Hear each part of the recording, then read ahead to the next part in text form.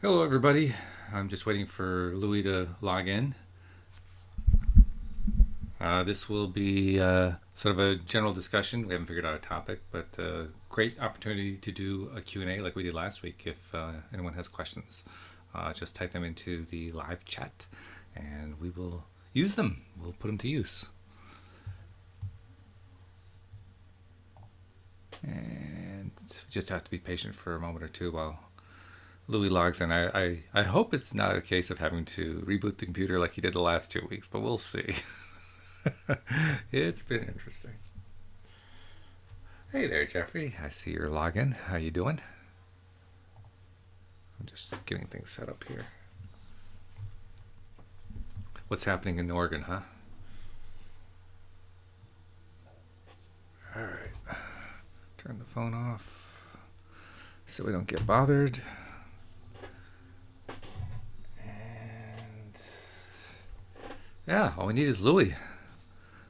And we'll be ready to go. I'm trying to think if there's anything I can tell you guys that's been going on before we start the show. Well, if you're a listener who's regular like Jeffrey is, you already know that we're hoping to release episode 2 of The Grass is Greener tomorrow. That assumes that I can get all the last minute edits done today or tonight, but we'll see how that goes.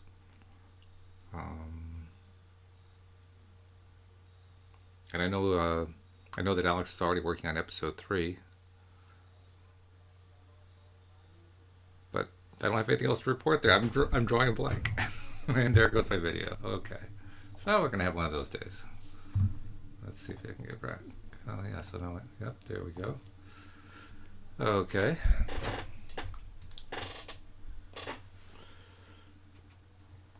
How was my weekend, Jeffrey? It was good. It was a nice weekend. Oh, here comes Louis. Yeah, it was. We got away actually to visit Louise's brother and sister-in-law on Sunday, and that was really good. Oh, well. Hey there, Louis. How you doing? Fine. Is Astrid on? No, she is not. I was kind of expecting to see her, and she's not here, so. I will start the music while you're making your little contact there. Cool.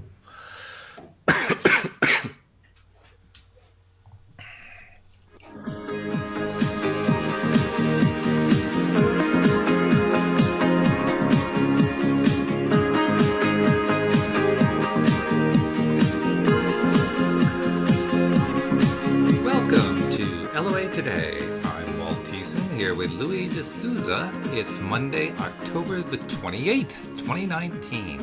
It's 4 p.m. in New York and 1 p.m. in Los Angeles. That's 9 p.m. in London, 5 a.m. in Tokyo, 6 a.m. in Sydney, Australia. And wherever you are in the world, thank you for joining us for another episode of LOA Today, your daily dose of happy. And I'm happy to see that Jeffrey has been... got some music coming through there. I'm happy to see that Jeffrey was posting in the live chat that he has found his appreciation groove, and you know how those feel. Yes, I do know how they feel, and congratulations, Jeffrey. You stay in that groove. Louis knows this better than anybody. You stay in that groove, and everything good starts to happen just because you're feeling good all the time by expressing what you're appreciating, right? Oops, you're muted there, Louis. Oh, that's all right. I think he's dealing with stuff. Oh, he's trying to get Astrid on the phone. Yeah, that's right. Yeah, we're going to see if we can get Astrid to join us today. Astrid Kauffmann, of course, is our resident Jinshinjutsu expert. Let's go see if we can get her in here. That time change has affected things. Oh, that's right. You guys had a time change this weekend. I forgot about that. Yes. So it's actually, that means I reported the time. It's 8 p.m. now. Yeah. It's 8 p.m. Oh, my goodness. I completely forgot about that. Yeah, that's right. Okay, so scratch what I said about it being 9 p.m. in London. It's actually 8 p.m. in London. Oops. Oops, yeah. Oops. Yeah, we did that last year, too, if I remember correctly. We did, yeah. I was like, what? Podcast now? What do you mean? What are you talking about? Yeah. But I was just picking up on what Jeffrey said. Jeffrey was saying that he was in an appreciation groove, and he says, you know how those feel. And I was just telling him, yeah, they feel great. That's when you know you're in that place where everything's working out nicely for you. It's a good place to be in. Mm-hmm. Yeah, appreciation lowers the resistance beautifully. Doesn't it? Amazingly. Yeah. Sorry, I interrupted what you said. What were you saying? I apologize. I was saying you've lost your video. Oh, again. It keeps going away. I don't know what's going on here. There we go. Yeah. You're back. Well, we'll have to keep an eye on that. For some reason, my camera just decides every once in a while to go on vacation. So you say it was Jeffrey? Yeah, Jeffrey. Jeffrey, I want to know what you're appreciative of, Jeffrey. I'm really curious. Oh yeah, anything you want to share about that would be great. I think he was partly responding to my comment to him. He had asked how my weekend was, and I told him we've been visiting with family, and he says that's awesome. But he was also I think it was kind of coming out of that too. So yeah, give us some details, Jeffrey. We'd love it. Come on, you've been promising for quite some time to join us on a podcast. This is a good one to do it on. You know, I mean, feel free just to jump on. You know where the link is. If there's anybody who's one of our listeners who knows where the link is, it's you. So come on. Don't be shy with us. No. Yeah, it's kind of hard to be shy with us because we're just too nice.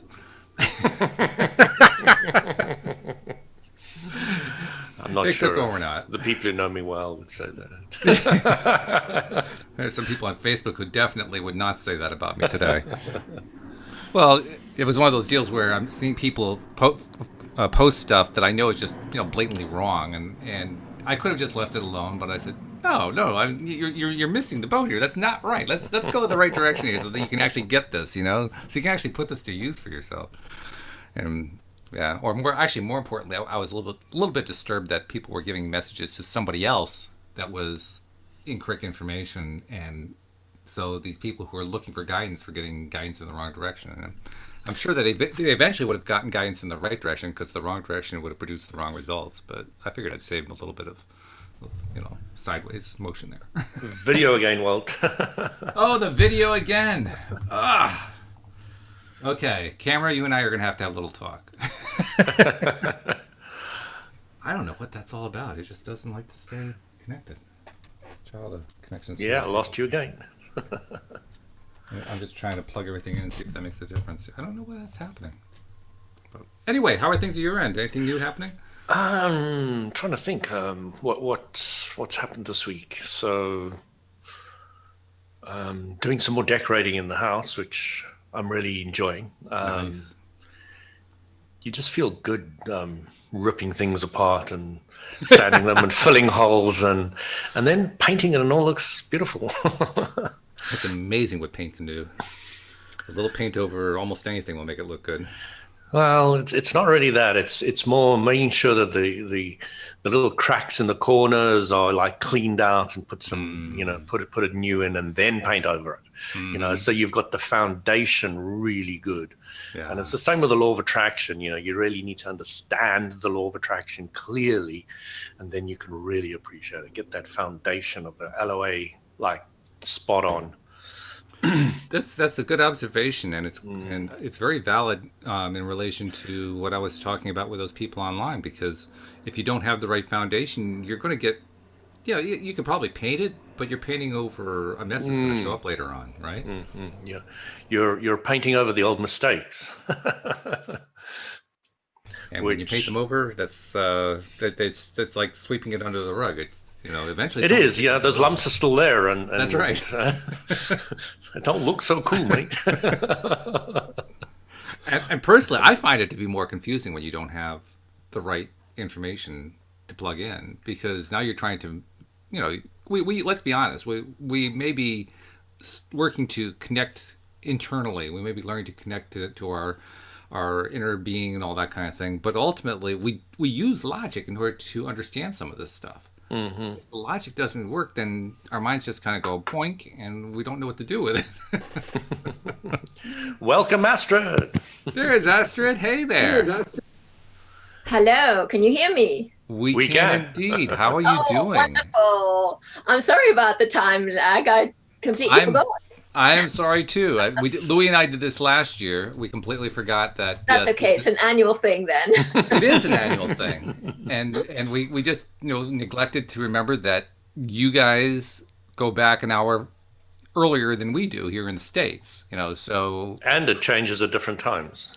It changes at different times to make it even more confusing. Yeah. So the thing that's really confusing for me is in South Africa there is no time shift. Yeah, right.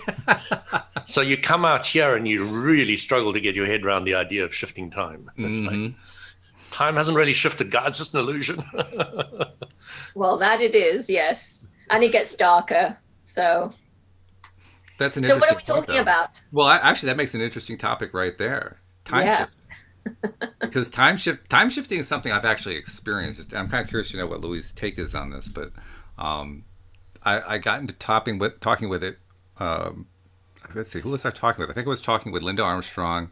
I think I talked a little bit about it with Cindy Chavez offline. I think I even talked about it with Alex a couple times. But I've actually had experiences where all of a sudden I found myself where I shouldn't be based on what was happening time-wise. There's a kind of a classic story that got told along these lines. There was a group of people who were on a bus going to I don't know where. It was like a Machu Picchu kind of a thing. They were going to some place that was very spiritual, high energy, all that kind of stuff. And they were all pretty knowledgeable, spiritually speaking, a lot of law of attraction gurus and so forth. And the bus driver at one point stopped the bus and got out and was looking at his watch and looking around him. And the people inside didn't even notice at first until they finally realized the bus had stopped. One of them got out and went to ask him, "What are you doing?" And the driver said, "We shouldn't be here." we shouldn't be here for another hour. This isn't right. Oh, wow. They had time shifted. And so I'm just curious to see what you guys think about that. Well, I have experienced it in a very dramatic way. Really? Where it could have ended in a very bad way, and basically it's nearly like I went through a time shift to avoid something very bad happening. And it was so weird. It was nearly like I was in two parallel worlds. 1 minute I was in one world and 1 minute I wasn't. And it was just something happened, and it was amazing. It had to do with being in traffic, and one of those situations where all of a sudden something happens and you're just like extracted right from that situation, and then all of a sudden nothing happens. Wow. But what was really bizarre is that everything, for a few minutes, everything stopped, like this very, very busy roundabout or circle, or I don't know what you call them in the States. Roundabouts, rotaries, yeah. Roundabout. Very, very busy roundabout with traffic coming from all directions. Everything just stopped. It was like being in a complete time warp. And I stopped because I didn't know what was going on. It was just the most bizarre thing. And then all of a sudden it just started again. Wow. It was, it was an amazing experience. And if that's not deep law of attraction, I don't know what is. Well, I think you're probably right. Yeah. The last time I had something like this happen, it was much more benign than that. There was no imminent traffic accident or anything like that. I was literally just driving to one of our customers' sites, and as I was getting ready to make the turn off of the U.S. highway onto the side street that would take me to his street, all of a sudden I found myself about a half mile down the road at the Walmart. And I said, "What just happened?" What happened? I don't understand. I was just getting ready to turn right, and I'm here? What happened? Aren't we lucky that driving is a fairly automated process? but that's what so confused me, because it was not a case of how you can kind of daydream and then you wonder like what did I focus on for the last half hour or something like that. It wasn't like that. I was literally looking for the turn, and then all of a sudden I was like a half mile past the turn. Wow. Yeah, very strange. So my take on it is probably not going to be liked very much. Well, that's all right. Go for it anyway. Don't let that hold you back. That little old thing. It's kind of like the answer Abram would give. Who cares? Well, actually, I care. I mean, is that a way? Was I propelled into the vortex and then, just spat out? If that's, in those minutes, was I? Because this is something that I've been wondering, actually. Was I in the vortex or? So the answer to that could be something like, what do you want it to be? It could be, sure. It's just a thought. And the more you think about it, the more it'll become more real to you. So, the important thing is, does it help you manifest what you want? Is it helping you move forward? Well, it gives me a sense that there is something, there is a higher consciousness and something that's looking out for me, definitely. And the interesting thing I find about a lot of people who have guides and people looking out for them, et cetera, is that something outside yourself, or is it really yourself? Well, I think it is. I've always thought of it as something outside myself. Outside yourself, most people have. But what I'm coming to, the great clarity and realization is that it's really ourselves, but ourselves can take any form it wants. That might appeal to us or might make us feel more inclined to follow it or understand it or believe it or like it or trust it or whatever, because we often don't trust ourselves much, so we'll make up a master or a guru or an angel or something else that we might have more faith or trust in, and then we image that up, and because we create our own universe. I mean, that's either true or it's not. Sure. And maybe that is the thing, that we are so much more imminently powerful than we give ourselves credit for, that when we unleash that power, we're so freaked out by it and also amazed by it that we don't even realize that it's us. Well, the thing, until we do. the thing I'm starting to really get now is that I'm trying to think of something incredibly simple, like I made a cup of coffee just now. That's a manifestation. It is. Yeah. And if a guru walked through my window right now and stood in front of me, it's just a manifestation. And you learn that you can start controlling your manifestations. You can start deciding what you want to have come near you by changing your vibration to what you want to come near you. So you start looking at things in a very, very different light. I agree with you. I think there's only one thing I would disagree with on that, because I agree with like 98% of what you just said. The only thing I would disagree with is the word just. It isn't just a manifestation. Wow, it's a manifestation. How cool is that? I think I've been crucified with this one before, Walt. You're just about right, I think. Well, everything is a manifestation then. Absolutely it is. Yeah. Everything is, yes. And when you can start appreciating the little things, yes, then you've got endless appreciation, which we were talking about earlier with, what's his name? Jeffrey. I don't know if Jeffrey came back to you with what he was appreciating more. But, he's actually trying to join us on the page. I sent him a link again to the Zoom page. Okay, so, cool. Yeah. So, appreciation is key to lowering the resistance, and then being clear about what you want is very helpful to manifest it. So you've got these two components to the law of attraction, which kind of spur you forward and get you moving and change things. So yeah, it's really fun, because I remember my mentor saying to me many years ago, Louis, when you wake up in your bed, see your room, your wall, your curtains, your bed sheet linen, everything as new every morning. Try do that. And it's like, what? How the hell do you do that? But when you wake up in the morning, you start realizing, I've re-manifested the curtains this morning.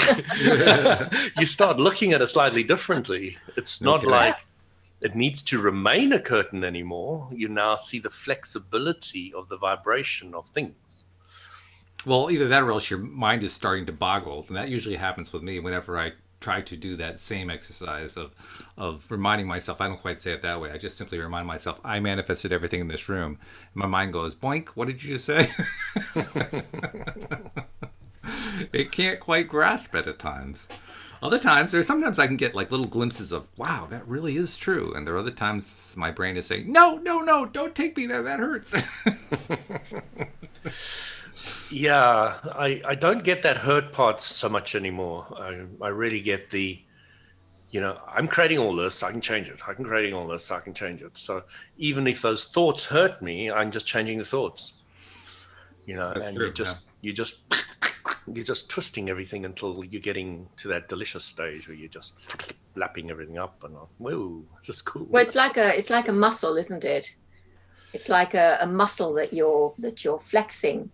And when you say, I've created everything in this room or whatever, the first time you say it, you might feel really uncomfortable, or it might just not sit right, but you're flexing it and you're flexing it. And then it just becomes a habit. It becomes part of you. It becomes different. So that's really cool. Goes back to something my mentor once said to me, same person.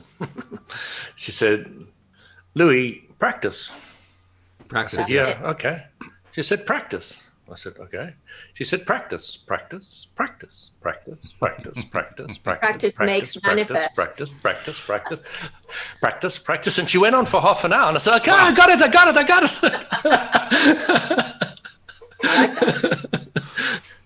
And that's what it is with the law of attraction and understanding that you create your reality. You start practicing it. You start practicing with the small things because they're easier in the beginning. And then you just practice. And then practice makes perfect. I said practice makes practice because that's very law of attraction, isn't it? So whatever you're focusing on. Yeah. That's really good. Practice. How about practice makes manifest? Yeah. Sure. Yeah. But then you must practice manifest. Oh, right. See, I don't think we really have to practice that one too much. I mean, because literally everything that comes into our experience, we manifested. So, I mean, we're doing it so easily. That's not the issue. Once the law of attraction guys have got that, then you get what everybody else is getting, which is I actually want what I want and not what I don't want. So I want to manifest more about what I want rather than manifesting more of what I don't want, because I realize I'm an endless manifester, and that'll never stop. So, yeah. How did it go, Astrid? I remember you saying to me the last time we were chatting that you were going to practice, if not that, something better. How did that go? I'm still practicing. You forgot, hey? But no buts. I'm still practicing. I'm still, It is a good one. It is a good one. If not that, something better. If not that, something better. Because it was great. We ordered some products, and they arrive in our door, and we open up the pack, and hey, I'm really excited to get these products, and they sent us extras. There's so many things that are just pouring in, and we phone them up and say, hey, you gave us some extra product. So don't worry, I'm not even going to bother with a courier sending them back. They're yours. I said, cool. So, there's just more things can happen all the time. And this just happened a few minutes ago. It's just, endlessly something else is happening. And it's not only that, it's something extra. And I mean, the products are worth, retail value about 70, 80 pounds. Wow. Nice. Yeah. So, of course, with what we were talking about before with time shifting, it's another form of manifesting that goes on there. But I think the reason it's such an interesting topic is because it's fun. I mean, this is a big portion of what's involved with being a conscious or a deliberate creator, picking what you like and focusing on that instead of focusing on what you don't like. So I think there's a lot of value in focusing. If you find, now you don't personally perhaps find time shifting fun, so that's okay. But if I find time shifting fun, then I'm going to focus on it because I think it's pretty cool. So let's define time shifting for you, just so we can play with it a bit.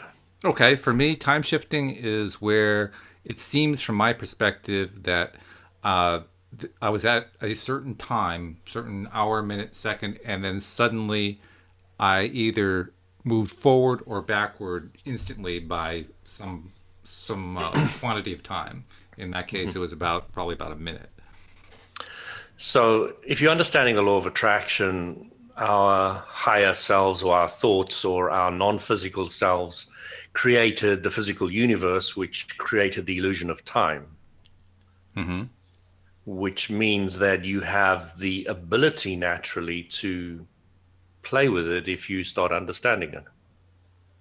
Right. Now, before we play with it, we have temporary experiences of what it's like to experience it. So we'll have like enlightened experiences where we go into nirvana or the blissful state of non-thinking, etc., where you tap into the vortex and you start feeling very clearly and you start living with no resistance, all those things that are in your vortex, and start playing with them like I've experienced once. So the other thing is I've had out-of-body experiences, and when you're out of body on the inner planes or whatever you wish to call them, on the other dimensions, then you experience time very differently. Seriously different. You can live like 20 days there and come back and it's been 10 minutes. You know, it's like completely different world. So I wouldn't say that I'm for or against time shifting. The statement that I asked somebody who was teaching, that they were quite good at out-of-body experiences, and they gave us a lecture on out-of-body experiences. And I'd had my own experiences. So I was sitting in the audience, and after having a lot of my own experiences, I put my hand up and I said to him, so why do you want to have out-of-body experiences? And he was like, wow, I've never been asked that question before. I said, what's the value to it? And he couldn't quite come up with anything besides curiosity or interesting. And it's why I brought in the statement with Astrid earlier that, you know, who cares? Because how does it help you move forward?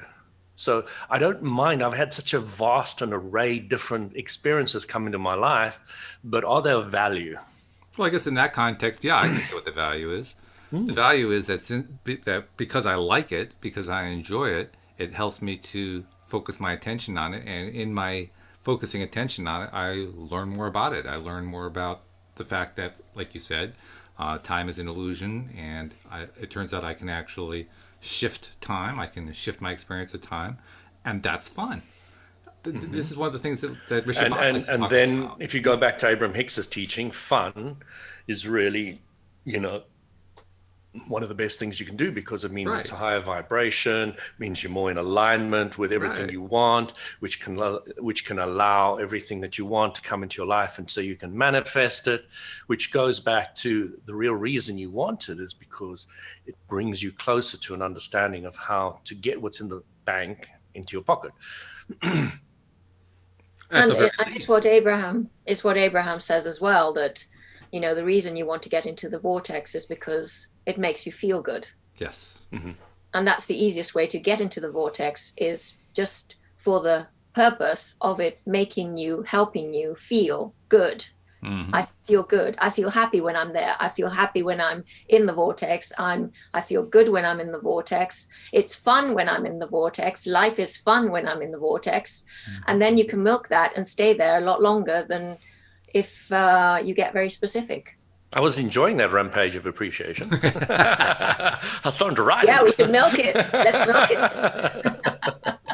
Absolutely, yeah. But that was something, because I really had difficulty sort of seeing this vortex thing like it was something outside of me, like it was something that was a There's thing, the big problem. like a flying disc and all the rest of it. But I really didn't get it until I realized that it's actually not something that's a thing. It's like an unmanifest and manifest part of me, and it's the vibration that's important. So you raise your vibration by thinking the emotional thoughts that will get you into that higher vibration, into the vortex.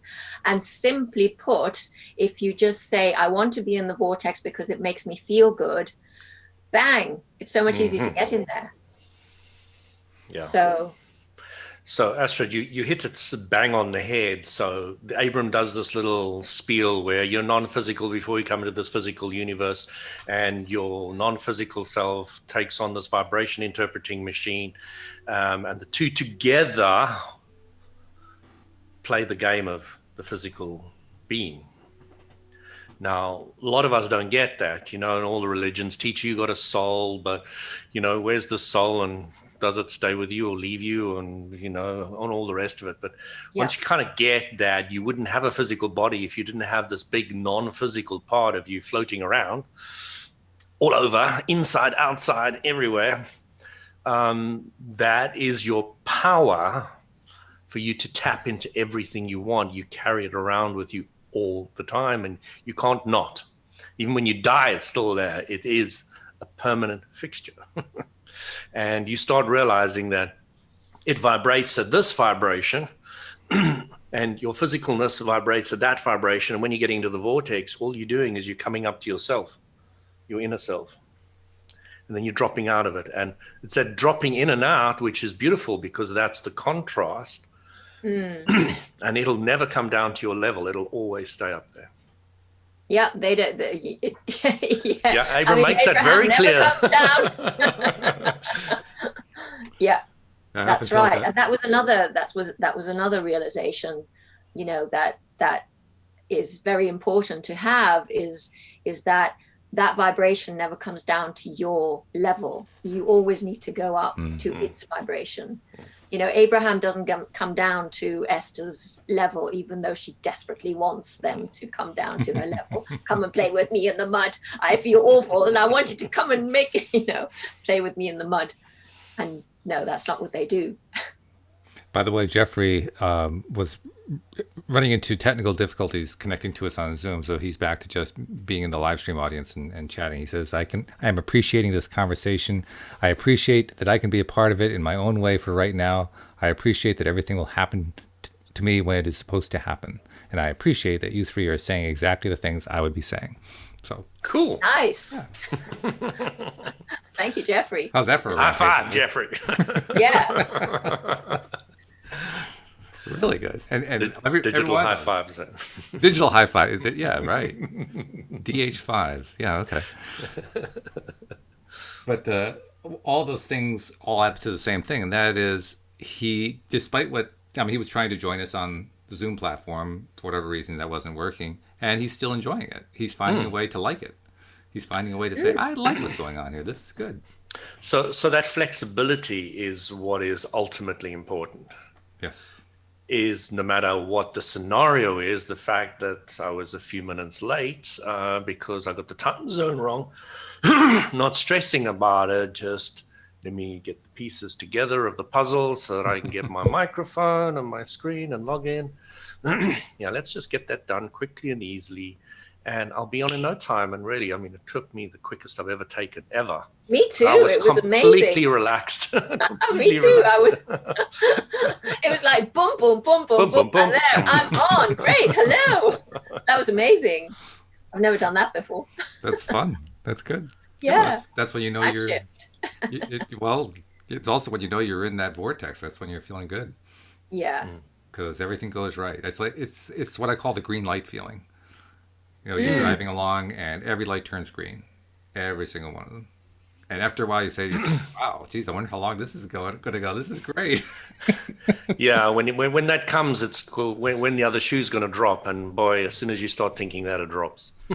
Next light's red. Well, that's why I think about the way I said. I asked myself, I wonder how long it's going to keep going. Keep going, yes. Yes. Like I'm anticipating the next green. It's like, oh wow, there's another one. Oh wow, there's another one. Oh wow, there's another one. But that oh wow, I could even feel has got an element of, will the next one be green? Well, it depends on how you look at it. That's how you're seeing it, perhaps. That's how I'm feeling it. That's why I specifically use those words. And that's why Abram says it's easier for people to learn to meditate or to slow thought than it is to focus on what you want. Mm-hmm. Because what you want has got the counterpart sitting close to it. It's just there. It's just there, you know. I'm focusing on the lights being green because I'm worried that maybe they won't at some stage. to actually be clear only on what you want is really tricky. It's incredibly tripping over, you know. It's something you learn to ease into. You just, hey, but wouldn't it be nice? That's why that's very powerful. Wouldn't it be nice? Yeah, but Louis, isn't there's a 4-step process to get from, what is it, negative, focusedly negative, generally negative, generally positive, focusedly positive. Yes, I missed all that, but yeah. Generally negative, focusedly negative, generally negative, generally positive, focusedly positive.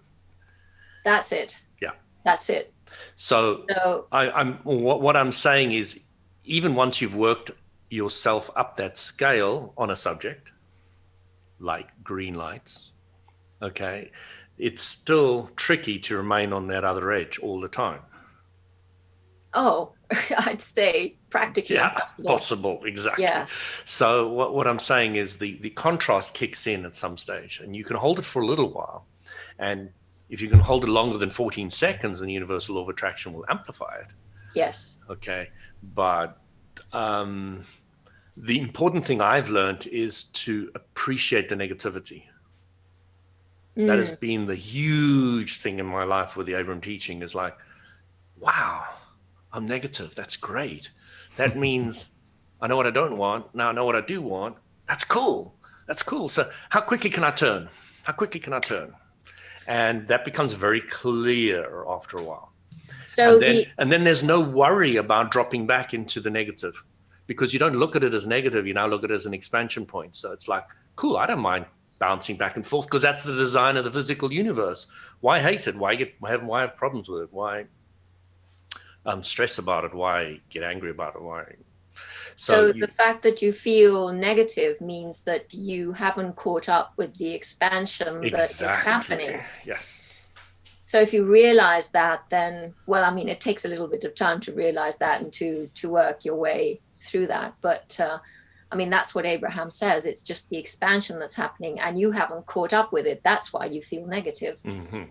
It's precisely it. So how do we get with the expansion? How do we catch up with the expansion that's taking place? Well, the important thing to do is to, and I say this again and again, I think I've already said it about 3 times on this podcast, is to clearly understand the law of attraction. Understand that it isn't negative, the expansion points. Do you really get that? You know, or is this just a nice concept somebody's throwing around? So have you fully grasped and appreciated that there is no negativity? Doesn't exist, never has, never will, unless you think of it as such.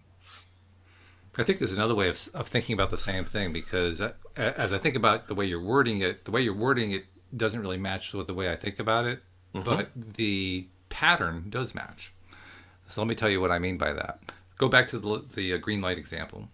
I'll every time I get that green light, I'll celebrate it. I'll think, oh wow, there's another one. Oh wow, there's another one. Oh wow, there's another one. And I really don't have any concern about whether there's going to be a red light, because if I do get a red light, my immediate reaction was, "Whoa, wasn't that a great run of green lights?"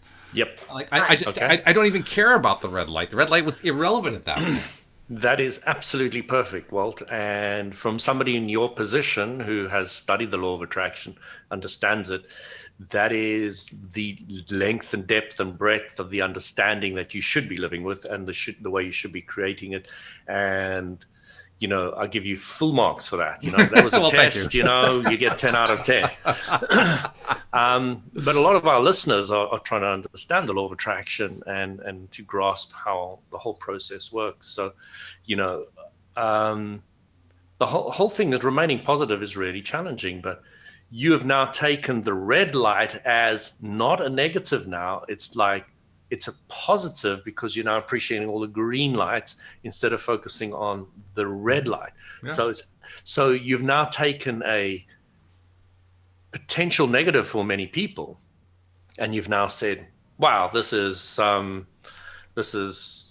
actually a brilliant run of greens, and that's all you're thinking about. There's nothing else in your head. Okay. And then that's absolutely spot on. Then you know, even if for a fraction of a second, a red light, and then you said, I really appreciate all the greens. There was a small part where you went from what you didn't want to what you wanted. And it's that shortening of that period of time that is the definition of a master. I see what you mean. In fact, you brought another story to mind about red lights and green lights. And it's one that goes back, this is 30, 40 years ago. I can't remember exactly when it was. But I remember a time where I was driving and I came upon an intersection, and my conclusion after the fact was that the traffic light was in some way malfunctioning. It wasn't functioning properly. But in the context of our current conversation, I'm wondering if I was time shifting. And what I experienced was this. I don't remember how many green lights I'd gotten, but things were going well. I remember I felt good. I do remember that. And I came to the light, and just as I got there, it turned red-green. Now, I would normally at that time, because I knew nothing about law of attraction at that time, I would normally have just said, it's just a malfunctioning traffic light, and I'll just not worry about it. I'll just go through the green light. Now, I'm not so sure. But I mean, it was quick. It was like, you know how the signal goes green, yellow, red. It went green, yellow, red, green. I felt bad for the guys at the intersection. Like, wait a minute, hold on. I didn't get to go through. You need to time shift during those phases of green so you get through it like that. So now I'm wondering, what was that? It was a practice scenario for time shifting. Yeah, that's what it was. You didn't get it? It was fodder for conversation on a podcast 40 years later. That's right.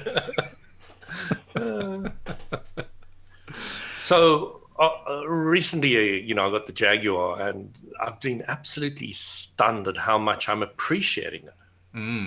Because, I expected to like it, but I wasn't expecting to have that much appreciation. That's nice. And I'm sitting in this car and just thinking, oh my God, this is just so nice. There's so many aspects. There's so much attention to detail. There's so that you're just sitting there and you're like, wow, man. Guys have got these smart cars and they don't even appreciate it, I'm sure. But this to me is just amazing. I love the idea that if my tires go a little bit down, the sensor will tell me. I don't even have to get out and pump them up or look at them or check them. Oh, we have that too. Us lesser car owners do the same thing, yes. Yes, we have all those lovely little helpers as well. We don't have a Jaguar. But we appreciate it very much the same way that you do. But you can. It doesn't really matter what car you've got. It really doesn't matter. No, I love our car. I love it. To me, it's the contrast between where I was with my car to where I am. If I went from an older Jag to a newer Jag, I probably wouldn't be that impressed. Or, I went from a BMW to a Jag. There wouldn't be that level of, appreciation. So, you look for contrast in your life so that you can appreciate things, and it's just so smooth. The brakes are like silk. Compared to my old car, it's like, wow. I didn't even know they made them this smooth. Well, I mean, I do a lot of rentals. I drive a lot of rentals and things like that along the way. So I get a fair amount of different vehicles, but I'm still significantly more impressed with the Jag than all the other ones that I've driven recently, except the Volvo was quite nice. But you're just sitting there and you've got these little air vents that pop up, and your little you've got this little automatic gear stick thing pop up out of the middle section, and then you just rotate it a little bit to change the gears. It's like so cool. It's Oh, a lot could of go these on things. forever. A lot of these things are just really really simple things, but really appreciate it. You've got But 11 speakers in this car. You can turn the volume up as high as you 11. want, and there's zero distortion. But you can't turn it up full blast because you'll blow your eardrums to pieces. So Yeah, that's the not a good highest you thing. ever get is to about half, and you're just sitting there going, "Wow." My old car was nothing like that. So I think what was really interesting for me, the bit that was really interesting for me was not all the description of all the bits of your car, but what you said about going through the contrast so that you can appreciate those two words, experiencing the contrast so that you can learn to appreciate. And I think that's really the message in everything that you've said. Yeah. So even things like the side mirrors folding in, and you don't have a parking brake anymore. The parking brake is automatic. You never turn it on or off. You never turn your lights on and off. You go through a bit of a shady tree thing and the lights come on automatically, and then they van and they go off again. It's like they go through a tunnel and they go on by themselves, they go off. Everything's just so automatic. You don't even have to take the key out of your pocket. You walk up to the door and you open it, sit in the car, you press the start button. Everything is just totally automatic. You never need to take a key out and lock it or do anything. It's just automatic. So, it's just such an appreciation on the whole design, and you start seeing all the pieces of the puzzle that they had to put together to get the car into that shape and size, and the amount of thought processes and the amount of technicians and the amount of calculations. I mean, the thing must have a huge computer on it to deal with all the scenarios. The automatic stop start. When you stop your car at a traffic light and the engine goes off. And then when you put your foot on the accelerator, it turns on again. When you take your foot off the brake, I think. So, that's completely automated. But that process won't work unless there's about 50 other parameters. The engine has to be warm enough and this and that. It's like, how does it work all this out? I think, Louis, most cars are the same nowadays, because a lot of them. Yeah, but But I love the Rampage because you're just hitting on all these little points that you just absolutely love. Now Jeffrey hasn't even stopped his Rampage, by the way, because cool. he went on after what he wrote before. He said, I appreciate the ability to pivot gracefully. I appreciate Walt as my technological proxy today. I appreciate my own 2 feet in the environmentally friendly ways I get around in answer to the car. I appreciate all the money I save by not having car payments or insurance or gas prices. I appreciate the luxury of taking my time enjoying the journeys of life, and I appreciate that my wealth allows me to get around however and whenever I want. I love that because I was on a train from Budapest in Hungary to France, and on the train I was in a sleeping compartment with this guy, and he had his little daughter with her. She was about 11, 12 years old, and I was chatting to him, and I said, "Why are you taking your daughter to Spain by train? I mean, it's like a 1-hour flight from Budapest."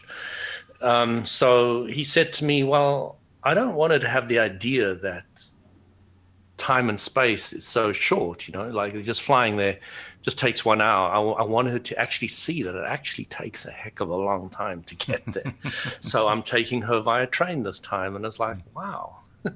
That's the most fascinating idea ever. And, we're really enjoying the trip, and you're looking at the Austrian Alps, and as we cruised through that to Zurich and all the way, and he was pointing all these things out to his daughter, and, just having a good chat and all the rest of it. So it was fascinating that he had taken the time. He obviously had more than enough money, but he had taken the time to take her on this long train trip. And yeah, it's important to also understand distance. We kind of very spoiled in this day and age. Very spoiled. Well, it's a form of appreciation. I mean, when you were talking about your car, I was thinking about my car experience over the past 5 or 6 years, because January 2014, we moved back from Virginia to Connecticut with no money, Our cars were both dead. We didn't own a car. We barely had an apartment. My wife barely had a job. And financially, we're just in a horrible, horrible mess. And despite all that, we managed to walk into a dealership and walk out with two brand new cars, one of which was a Toyota Camry that I drove for the next 3 years. And then I got another Camry for the next 3 years. Well, that second 3 year lease is up. So I've been going with these Toyota Camrys that I love very much for the last 6 years. But an interesting thing has happened. When I first got that first Camry, I mean, that was just like manna from heaven. That was wonderful. Now the Camry isn't good enough. Yeah. Same car. You've expanded. I have expanded. Yeah, it's like me with the Jag. After had it for an afternoon, I think I want the newer model. Right. It hasn't got that.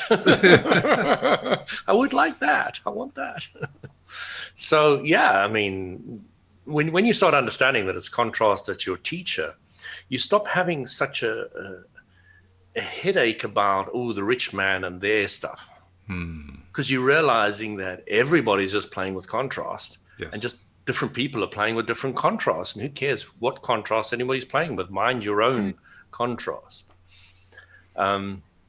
So I was trying to wonder why man is so intent on appreciating the wealthy people.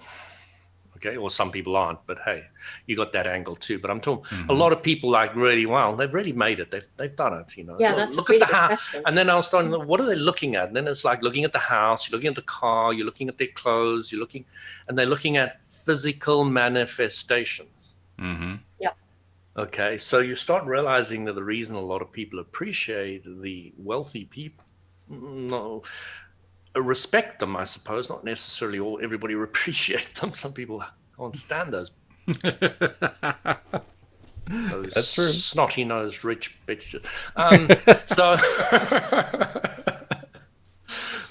But it's because of the manifestation, and what Abram is saying is the reason why you might look at them as being not so nice. I won't use the word again. Don't want Walt to beat me too many times. I try to turn the beeper off, but I understand. So is because they're perceiving the contrast from where they're at to where that person is at. And Abrams often said that the contrast that they're feeling in themselves of the lack is what's making them feel frustrated or angry, etc. Yeah. And it's very interesting when you start looking at it. I've never met anybody who's said, "Oh, I hate that rich person," or whatever. That's not feeling the lack. You can really see it when they're saying it now. I mean, I've become hyper aware of it now, but you can start seeing when somebody's focused on what they want and what they don't want, and you start seeing it very clearly, with absolute clarity. And you start saying, okay, with that knowledge and with that clarity and with that seeing that easily, you can easily bring out in people, okay, I know what you don't want now. Wouldn't it be nice to have that? And just by talking about that yourself to them for a little while, about the visualizing what it would be like on the other side, not saying they need to do it or anything, just saying, oh, I can see, that this is not where you're at, but this is what you don't like. So I can understand what it would be like on the other side. And you just start yabbering on about it, oh, it'd be great to have a car that's got these automatic mirrors and everything. So yeah, it's great because you really get the contrast as your teacher, and if you do have a guru or a mentor or somebody, they are generally, if they're a good one, they're throwing contrast at you. Mm-hmm. Sure. That's what they're doing to teach you. Mm-hmm. And they're being good mirrors to teach you. And it's really, you start realizing that you can create your own contrast. You can be your own guru. You can be your own teacher. And you can just play with it all yourself. You don't really need to go outside yourself for anything. And that's what any good teacher does teach you. It's a go inside, kingdom of heavens within, or, all that kind of stuff. And it's said everywhere from all different teachers and masters, they get you to find your own power. Christ said, you can do everything I can and more. Mm-hmm. So we all need to start walking on water tomorrow, but no, we need to start swimming in the ground. That's the more part. Well, yeah, Richard Bach knows that one. Yeah. I think it was in the Da Vinci Code. They said maybe they'll do better with turning the water into the wine, but yeah, either way. But I was noticing as you were describing that, and really that was a wonderful rampage too. There are a few ways to deal with that question, that topic of how am I looking at rich people? How am I looking at people who are better off than I am? And you described some very nicely there. There are a few others I'd throw in. I'd mentioned that I've learned a lot just by listening to Joel Elston talk about some of the clients he has who are extremely wealthy, who have absolutely messed up relationships in their lives. And you realize they got one part of it right. The other part they're having trouble with. The part they're having trouble with is the part I got nailed perfectly. I got that down pat. You know? So it just goes to show you don't have to have them up on that pedestal when you start looking at it that way. You realize, hey, even they have their issues too. Everybody's got their issues that they're dealing with. Everybody's got their opportunities. And then that's when I start to really appreciate, this is the second part, that's where I really start to appreciate the Abraham Hicks message, which is just focus on what feels good. When you focus on what feels good, that's the whole thing. You don't have to worry about understanding how the law of attraction works. You don't have to worry about, did I focus on the red light or the green light? You don't have to worry about whether or not I'm too focused on what I don't like about the Camry. You have to worry about any of that. What do you like right now? What feels good? That's it. That's the whole deal. When you got that, you got it. It's simple. Startlingly. Startlingly. It's is. fun, simple, and magical, but nobody said it was going to be easy. Well, that's all that, and we can go now. Well, actually, we I love can in it. about 7 minutes. We're almost done, but no, it really is. Nice one, Walt. That's very nice. Yeah. No, I think true. fundamentally that's what it's about. Yeah. Because that's your emotional guidance system. What feels good? What feels better? And then what feels good? It's just working your way up.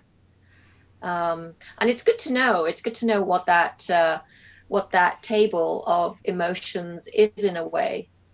It's good to have a sense of, okay, right at the top, there's the joy. In the middle, there's sort of contentment, satisfaction, going down to boredom, anger sort of thing. And then right at the bottom is that despair and depression and fear and all the rest of it. Mm-hmm. So everything in between is like, okay, everything in between. So where am I going? Can I get to contentment, satisfaction, and then work my way up from there?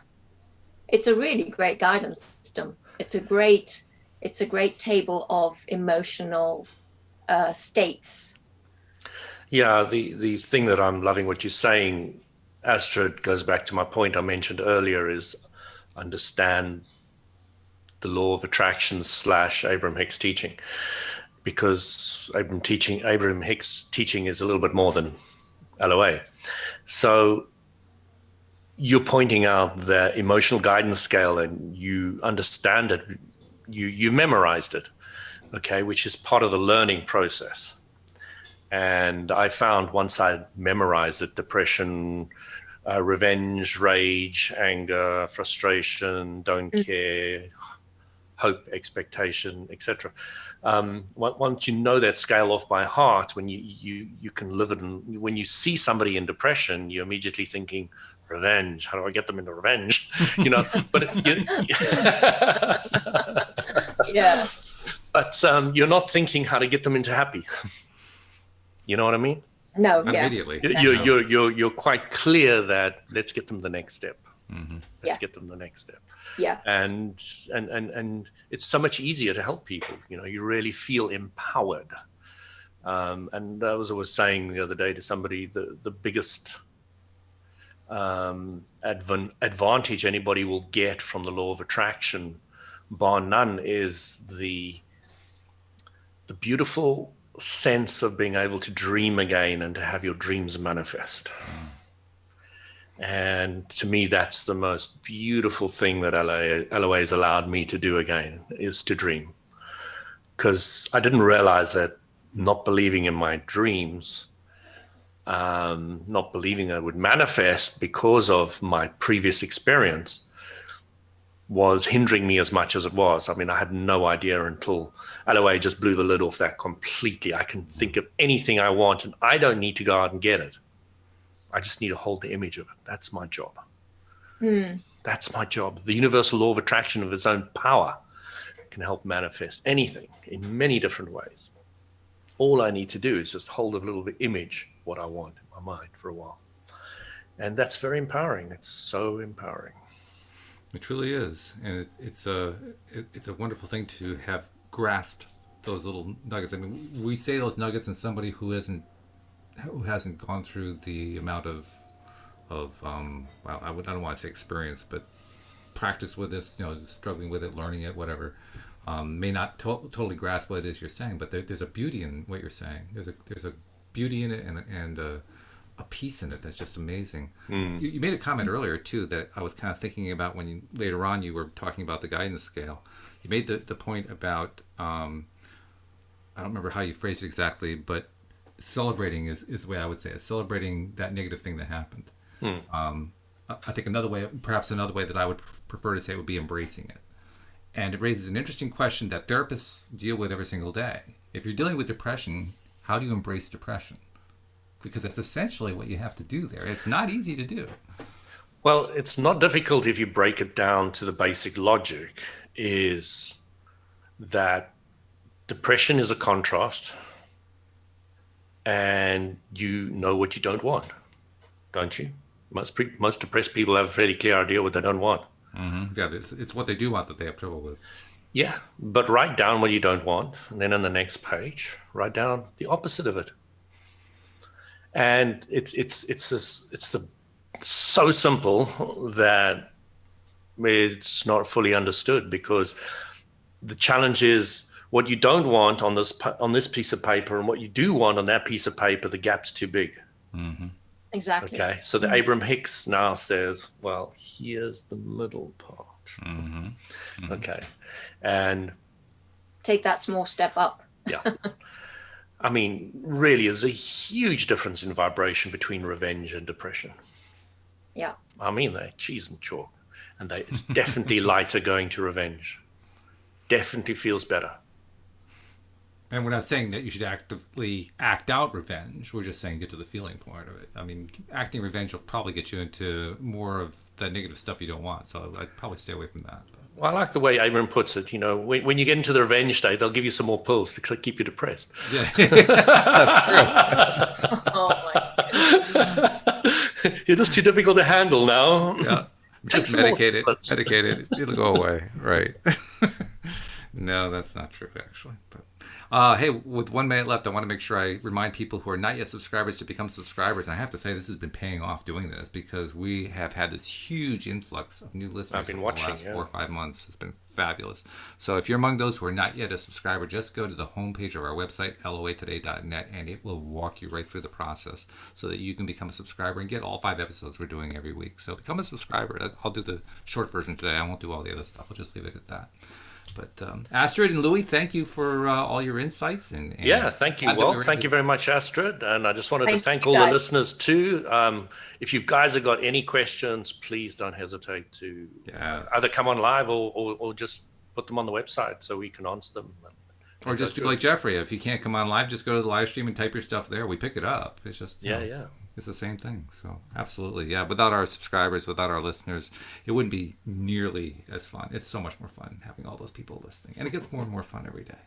So, yep. Thank you very much. Thank you, Astrid. Thank you, Louis. Thank you, Jeffrey, listening on the live stream. Thank you, all of our listeners. We'll see you all next time here on LOA Today. Goodbye, everybody.